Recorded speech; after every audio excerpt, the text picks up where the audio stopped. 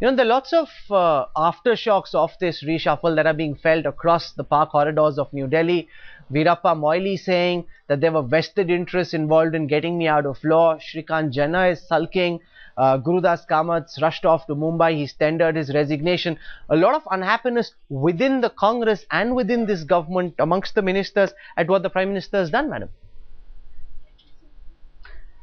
Well, Rahul, I'm no longer spokesperson for the party, and I only want to say that the Prime Minister, as always, has the prerogative to choose his team and to choose the members of his team who will work with him. And in our party, it's a democratic party. All issues will be sorted out as soon as possible.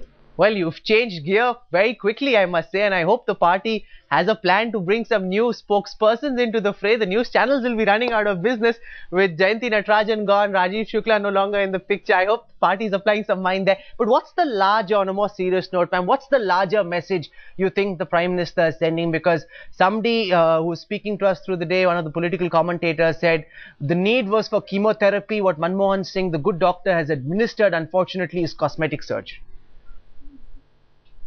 Well, people will always say, look, there are serious, there can be a serious view, there can be an adversarial view. The fact of the matter, Rahul, is that the Prime Minister has led this country with great distinction for 7 years, and he and the Congress President have applied their mind to this particular exercise. And I'm very confident that in the days to come, people of the country will see that this exercise was an eminently successful one and capable of delivering to the people what we promised them. But ma'am, the Prime Minister we know wanted to bring Ashok Ganguly in. There are people like Mukul Roy who slighted the Prime Minister.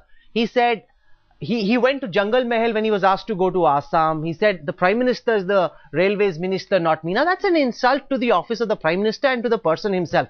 Despite that, he doesn't get sacked. Instead, he gets rehabilitated in a different portfolio. How do you explain that? Is that the manifestation or the sign of a weak Prime Minister who can't enforce his authority even though he'd like to?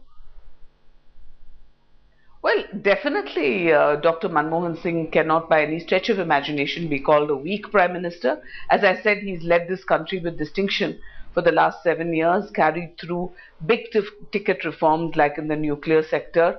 There are so many issues on which the Prime Minister has delivered to the country. I don't think any right-thinking citizen could possibly call him a weak Prime Minister. There may be some hiccups, some people feeling disappointed in some areas, but in a political democracy, these things are normal, and I'm sure all issues will be sorted out very soon.